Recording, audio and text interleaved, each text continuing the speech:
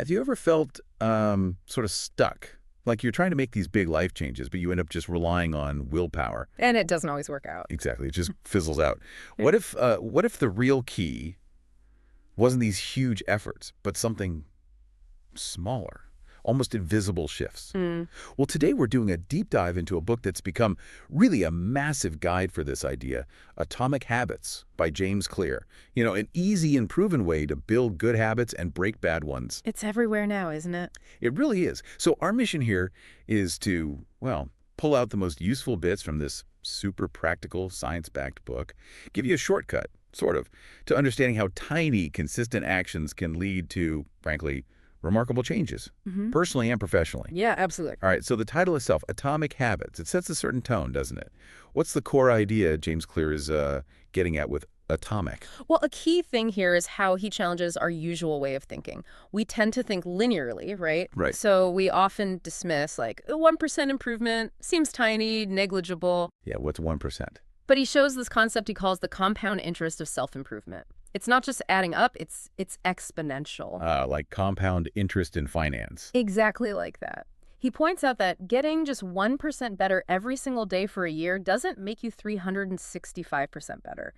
It makes you, wait for it, 37 times better. Oh, okay. That's huge. It's huge, and that's the core message, really, the incredible long-term power of just being consistent, even with really small changes. It's kind of counterintuitive at first. Okay, so here's where it gets really interesting, because Clear doesn't just say, hey, small changes are good. He gives you a practical roadmap, right, how to actually do it. He breaks habit building down into these four practical laws of behavior change. Let's unpack this blueprint. Absolutely. And these 4 laws, they're designed to make building good habits almost frictionless. So the first one is make it obvious. Obvious? Yeah, this is all about your environment. Designing it, setting up cues, so the habit you want to do is just right there, hard to ignore. Like an example. Okay, so if you want to exercise more, maybe leave your workout clothes out where you can see them. Right by your bed, maybe. Okay. So it's like a visual nudge. Takes away that first little barrier of having to think about it or find stuff. Exactly. You're making the good choice, the easy, visible choice, the path of least resistance. Got it. Law number 1, make it obvious. What's next? Second law, make it attractive. This taps into, well, our desires. He talks about something called temptation bundling. Temptation bundling. Sounds intriguing. It is. The idea is you pair something you want to do, like a guilty pleasure, with something you need to do, the habit you're trying to build. Okay. So the book example is you only allow yourself to watch your favorite Netflix show while you're on the treadmill. Okay, I see. So the thing you want becomes the immediate reward for doing the thing you should. Precisely. Suddenly, hopping on the treadmill doesn't seem so bad, does it? It makes the habit attractive. That's clever. Sort of like tricking your brain in a good way. Totally. Then comes the third law. Make it easy. Makes sense. We like easy. We definitely do. This is all about reducing friction.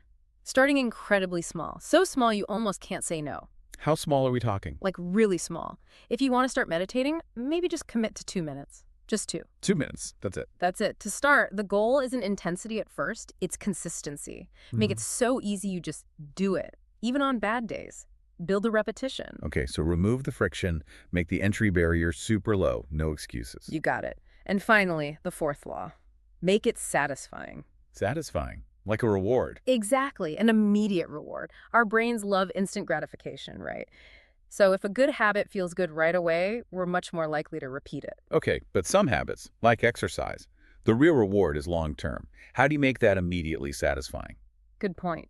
Clear suggests finding small, immediate satisfactions. A really simple but effective one is using a habit tracker. Like putting a check mark on a calendar. Yeah, just physically marking it off.